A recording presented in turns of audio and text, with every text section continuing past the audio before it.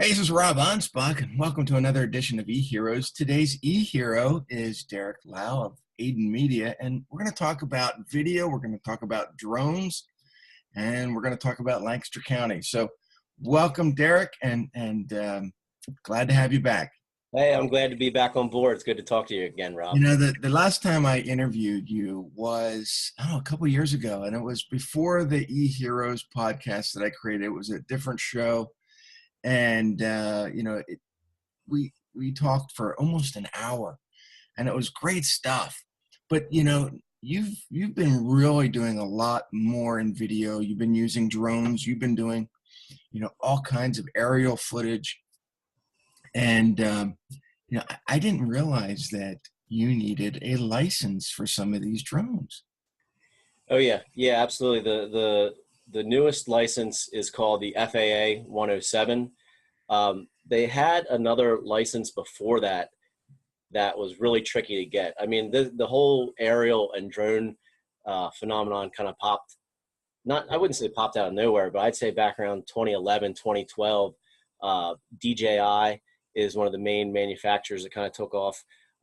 That's when they started becoming mass produced. They started becoming cheaper. Some people call it the democracy of aerial filmmaking, democratization of filmmaking, where everybody has access to things at cheaper prices. But before that, you'd have engineer type guys or your remote control car hobbyist type guys that were building these drones, and they were like specialists, and they were the only people that could do it back in the day, and they were a lot more difficult to fly. Then the technology caught up. They came down in price. They're easier to fly. They have stabilization. They have gimbals. They have GPS modes that help them fly better and things like that. So then all of a sudden, they're selling like crazy. I mean, you could get them at Walmart. You can get them at Best Buy, things like that. You can get them off the internet. So everybody's flying them, and they're a great tool if you consider safety and you know what you're doing and you're not an idiot. But when things start getting sold in mass numbers, there's going to be some idiots out there that are going to get a hold of them. So, you can look online about people that crash their drones, or look up, drone failures and things like that. And you'll find all these people just doing really dumb stuff. And there's attorneys sitting around just waiting, chomping at the bit for lawsuits for things like this. So there's all kinds of liability. There's safety with flying close to airports and things like that. So the FAA obviously got involved. The Federal Aviation Administration had to step in, and they started making some laws and some rules. And where they really started coming after people was people using it professionally. There's too many people using it for them to just kind of crack down and say, no, you can't use these things.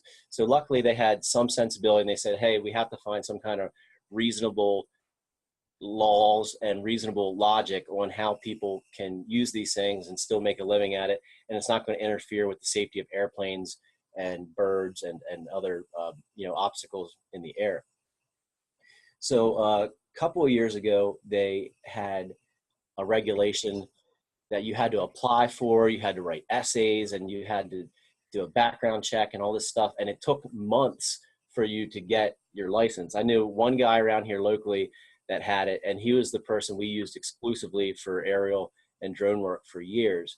And then about 2 years ago, people were still complaining. People were what called flying outlaw and stuff like that. So instead of making people fly outlaw and be criminals and stuff like that, they came up with a better solution. So what they did is they came up with the FAA 107. And what it is, it's a small commercial pilot's license. So what they did is they already had a small commercial pilot's license test. So they kind of just added some questions in about drones and just kind of lumped it in with that. So now you can study for it. You pay $150. If you pass the test, you are then a FAA 107 approved commercial drone pilot. Or you could go learn small airplane aviation as well. Take some lessons to fly a small plane. And what that has done is it's really opened up the opportunity for people who want to fly legally to fly for their business. whether you're a farmer that just wants to go look at your crops, or you are a real estate agent that wants to get nice photos of some of your listings. If you're a construction company, wants to show some of your jobs. I mean, the possibilities are endless, but what it also does is it helps hold people accountable from being an idiot, because then at that point you're registered, you have a license, you've taken a test proving that you have the knowledge about safety and what to do and what not to do. So then they're kind of trusting you to do the right thing and fly properly with education and safety as an importance. Now, how does, we all hear about, First Amendment, we all hear about, photography in public, and people are freaking out, and, and the whole law is whatever you can see, you can videotape or take pictures of within reason. Right. Now, drones have really opened up that can of worms, because now you can fly a drone right into someone's bedroom window and start taking pictures. And does that violate the FAA? Well, that's a tricky area, because I mean, I'm not an attorney. First off, I want to make that statement very clear. I know you work with a bunch of attorneys, so consult an attorney. But from what I've read on forums and things like that, people don't own the airspace above their home. Right. They don't own that airspace. If planes fly over your house, they can look in. And just to clarify, people that are paranoid that a drone is looking in your window, most drones have an extremely wide angle fisheye lens, and they have sensors and things like that built in that don't let you get too close to a building. So for someone to actually be able to see what's going on inside your window, the drone would literally have to be 2 to 3 feet from your window. If you see a drone and it's 20, 30, 40, 50 feet away from your house, they cannot see in your window. Most drones are not equipped with like a zoom lens or anything like that. So that's just people being paranoid, and just people like to complain about stuff. But the other thing that kind of goes against the kind of argument between not owning the airspace above your home is that technically you're supposed to have permission to fly where you're going to be flying. You want to ask people. Now that could be interpreted as where you're going to land and where you're going to take off and launch and land from. But technically, you don't own the airspace above your house. I've read stories about people shooting down drones, like with a gun. That's illegal. You can't shoot a drone down with a gun. So, I mean, you would be in the wrong for doing that. So, both of us are from Lancaster County, and there's a lot of open space here, so we can see sometimes what's coming. Yeah. Bigger cities don't have that advantage, and so when someone sees a drone, they freak out. Oh yeah, absolutely. Yeah, and flying in cities, you gotta be careful as well. There's a lot of magnetic interference. Your signal can get crossed and stuff like that. You can lose control of your drone. They really don't want people flying over crowds or anything like that. So you got to make sure that there's, no crowds of people, and that you're, flying safely. So. But you've been really using your drone for, a lot of your commercial videos. Mm-hmm. Your clients that have manufacturing firms, or I guess you were doing a big event at the baseball stadium. I don't know if you had the drone there, but you do a lot of aerial shots, which are pretty cool. Yeah, you can incorporate it into almost anything. Just gotta be careful not to overuse it. Now that everybody has them, you see drone shots in almost everything nowadays, and it's just one of those tools that you have to use where appropriate and where it's applicable. But yeah, for construction and things like that, it's definitely a big plus. There's just so much that you can show from above, and you can move around so quickly. I mean, even sometimes not necessarily getting the drone that high up in the air, just the fact that I can move it and fly it around, where typically I'd have to pick up my camera, pick up my tripod, carry my gear and lug it around. If I'm in work boots in the dirt on a construction site, it's not fun to carry all that stuff around, where I can just zip the drone around and get like 10 shots, in a half hour, where getting those 10 shots of the camera might take me, 2 hours or something like that. So I think where drones are being used too heavily right now is in the real estate area. for listings. And it's like every other listing I see, it's aerial view and pan in, and it's like, stop. Yeah, if I think drones are appropriate for real estate as long as the property calls for it. Like if you have a pool out back, or you have really nice landscaping, Right. or a large yard or something like that, something that you want to show from above. I don't know if it was you that posted it, but I know somebody posted it. But there was this beautiful, house, a couple $100,000 house, mini mansion or whatever you want to call it. But the drone showed how bad of shape the roof was in, and that was on the MLS listing of the house. It's like, man, you probably shouldn't have listed this drone shot, because now everybody can see that this place needs a new roof. I don't And I don't know sometimes who posted that, but I remember seeing it a couple weeks ago. sometimes they'll post an aerial view, but they won't have an address listed because of privacy concerns. Gotcha. Well, if you're familiar with the area, you Yeah. say, well, that's where it is. Yeah. And then you Yep. post it and people are like, well, you shouldn't have put the address. Don't Yeah. put the video up. Yeah. Yeah. Yeah. Exactly. But drones have really, I think, improved the tools available for videographers. And for you have taken, I think, your own business and incorporated a lot of Hollywood style, what I don't want to say gizmos, but I've seen your operation. I've been in a couple of your projects, and your guys do a lot of great stuff, but you guys also design a lot of your stuff that you can use on set. Yeah.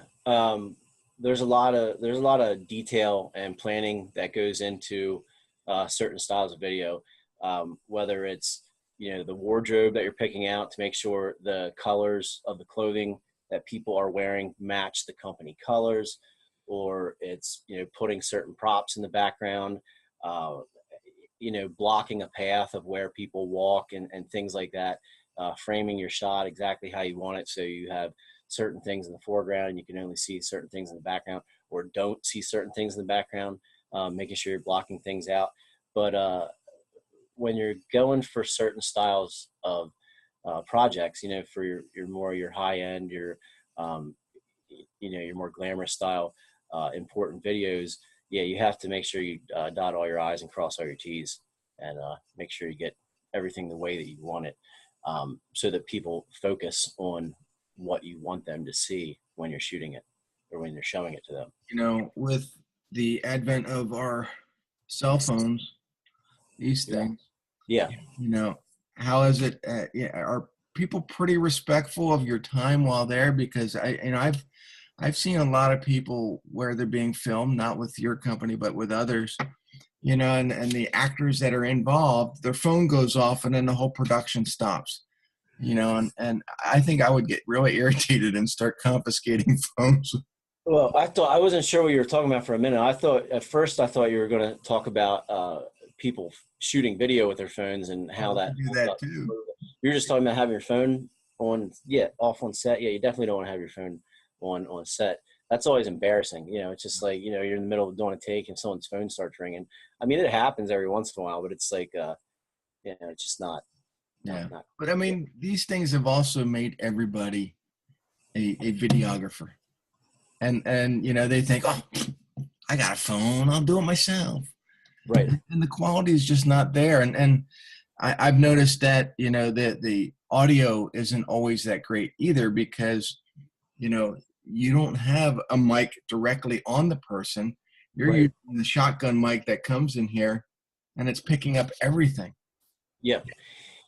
Yeah. I mean, I'm not going to bash shooting video on cell phones, but there's definitely a place for each type of video. We kind of break it into tiers. You got your, what we call your main video or your impact video. And then we got like, your mid-range or like workhorse videos. And then at the bottom, we have what we call, your long tail videos. And up top here is something you want to hire a professional to do.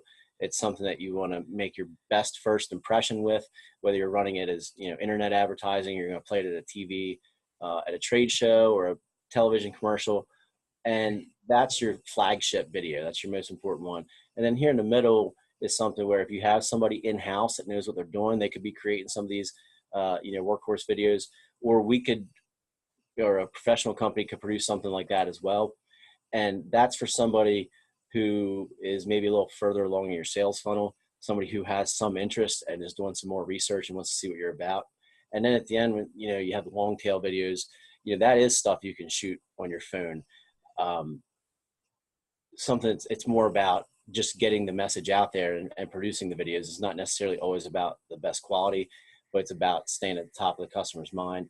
Those types of videos are for people that might already be customers and just want to stay in contact with your company and see what's going on, or just fun holiday videos, or just live live Facebook videos, or Instagram stories and stuff like that. It's completely acceptable to shoot those on your phone, but when you want to maximize and put your best foot forward, for the big videos, you should definitely hire a professional.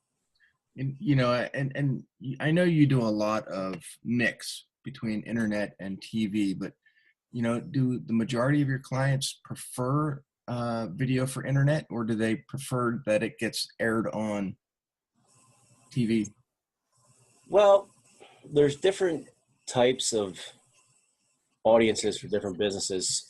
So like one of our clients is a convenience store chain, and everybody needs to stop at the convenience store. Everybody needs gas, everybody needs milk and bread and stuff like that. So TV is going to work for them, and they want to promote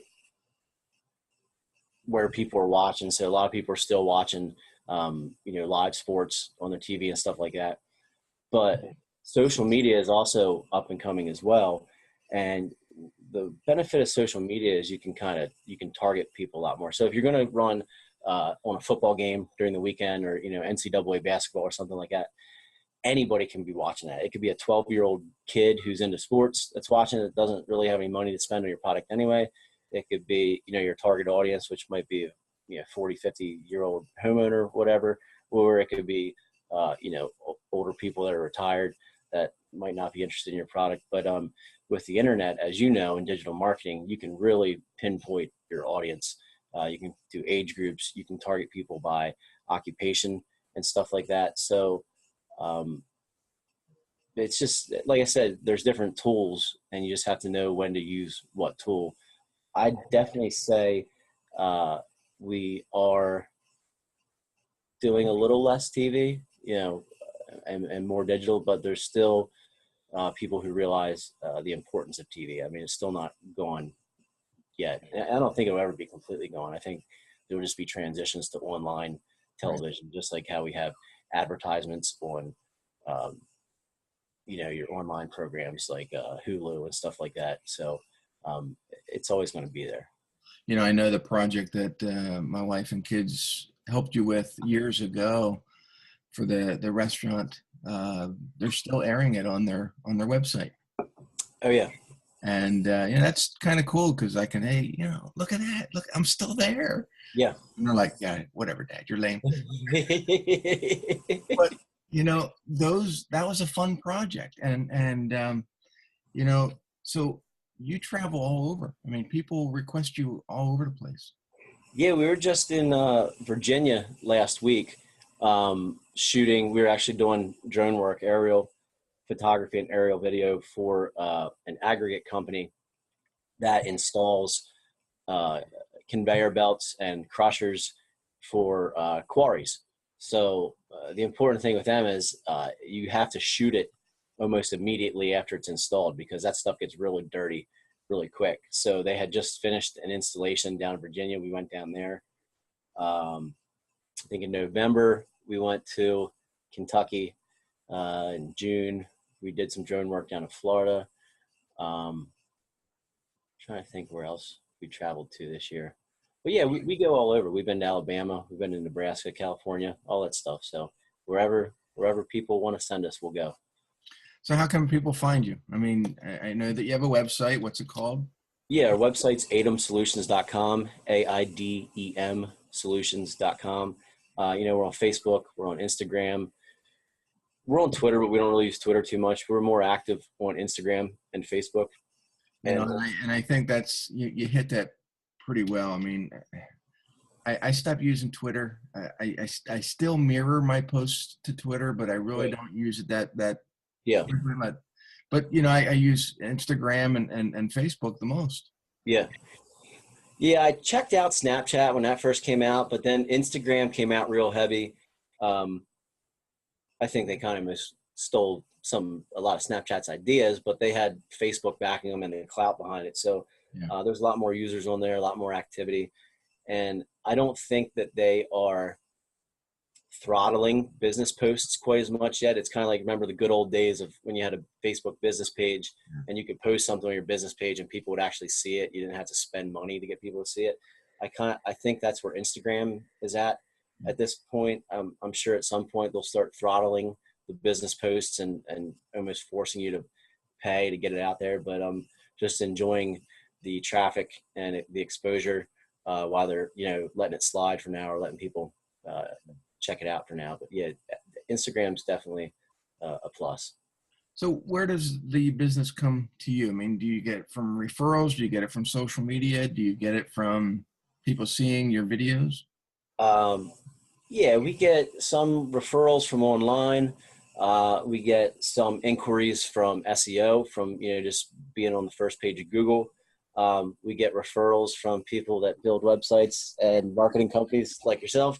Thank you for all the referrals. And yeah, we go to networking groups, things like that.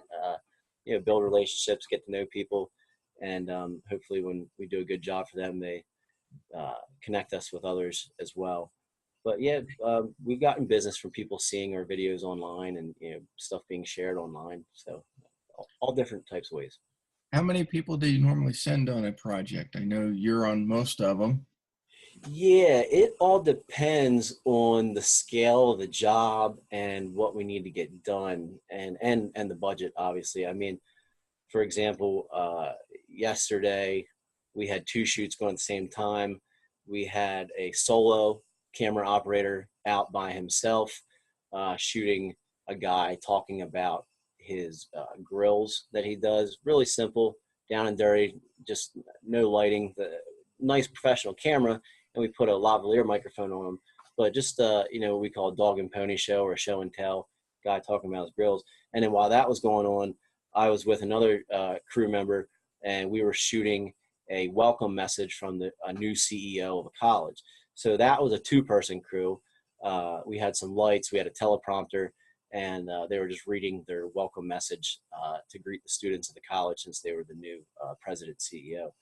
Then for certain commercial shoots, we might have like up to 6 or 7 people on set. We might have, a producer, camera operator, a lighting guy or a gaffer, a sound guy, makeup artist, and then, however many actors or talent. So, we could have, a 5 or 10 person crew at some points. Some days it just depends on what the need is and, what the client, because obviously the one guy going out and clipping a microphone on you, shooting with natural light is one price.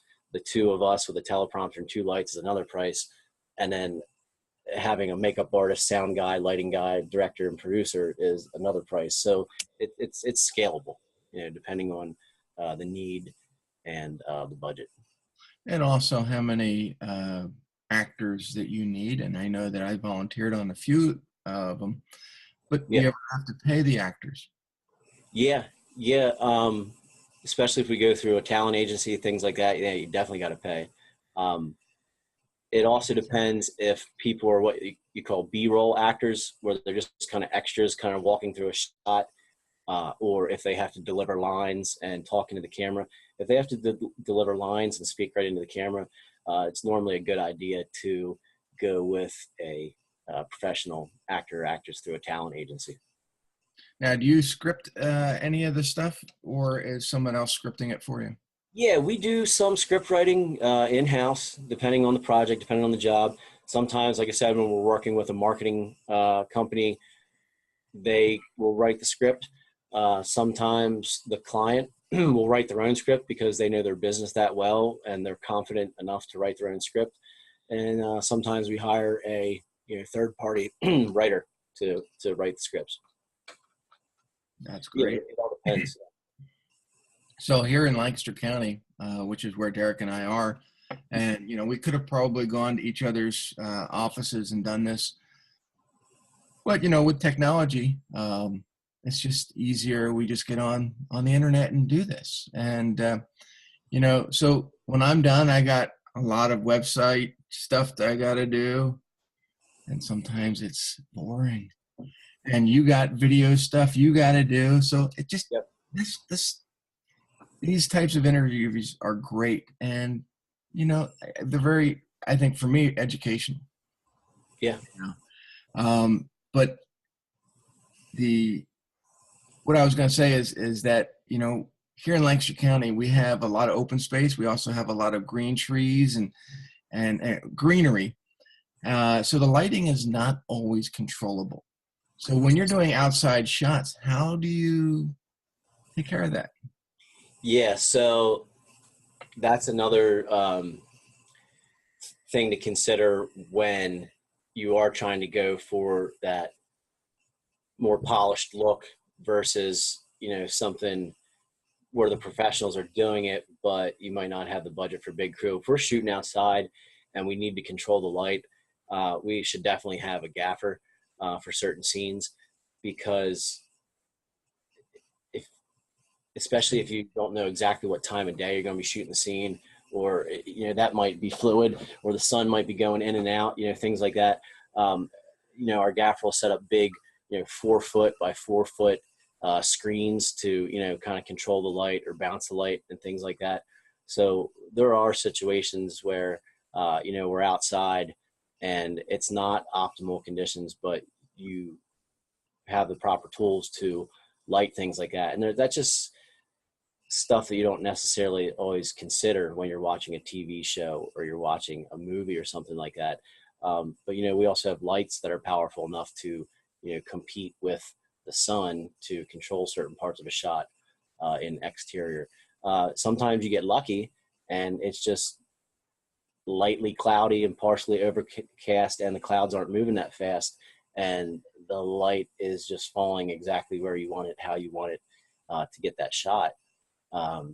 But when you set a date for a shoot and you have all of this organization and logistics and planning put into something, you say, oh, well, we're shooting 2 Tuesdays from now, and everybody blocks their schedules out. You got actors lined up. You got all this money tied up in making a big production. You have to shoot with what you got. And if it's really cloudy and overcast, well, then you bring out the big guns, the big lights to make it look like it's a sunny day. Or if it's way too sunny and the lighting is too harsh and you're trying to create a scene that's a little softer and a little more balanced, then you bring out the silks and the screens and stuff like that, and you set up big 4 foot by 8 foot and 4 foot by 4 foot silk screens to cut the light and control the light. And again, that also goes into what we were talking about earlier about blocking your shot and your shot composition and stuff like that, because those 4 foot by 4 foot screens, you have to put them up on stands, and depending on how the lights come in, you have to consider the angle of where that shadow is. So if you're shooting in a front yard, you obviously can't make the entire front yard of a house lightly shaded from the sun. You'd have to have like a 100 foot by 100 foot type screen, and then if there's wind, that thing's going to fly away like a kite, and you're going to create a dangerous situation. So you have to block your shot and only get the area in the shot that you have control of. So it gets interesting. Wow. So when we become clients, or the listener becomes a client, do they get awesome Aidem Media hats and wear? And yeah, these hats were a big hit. I actually got these done last year. I got 100 of them made, and they went so fast, and people kept asking me for them. So we got 100 more made. We didn't get hats done this year. This year we did gloves and we did some T-shirts. So yeah, we hook people up with swag. Yeah, absolutely. And so that's what makes you an e-hero, because you're always looking out for your clients. You're always explaining to them what needs to be done. and you're always willing to give them awesome swag. Oh yeah. Yeah, it's a win-win. They get cool gear, and then they are a brand ambassador for us, and they're out, getting exposure for us. So it's a win-win. It's a win-win. So, Yeah. hey, I appreciate your time. Thanks for We'll have to get something for you. I'll have to get you a shirt. a hat or a shirt. I don't use a comb, so Yeah. messed Oh yeah. up. No, my hat. Yeah. The other thing is, I don't have any more of the hats, so I'll have to get some more made because they were a big hit. So, for all the listeners, please visit Derek at AidemMedia.com. AidemSolutions.com. AidemSolutions.com. I'll put the link down if you're seeing this on video. Cool. And I'll catch you on the next. Hey, podcast. Rob, thank you for having me on. I appreciate it. It's always a pleasure. Hey, see ya. All right. Take care.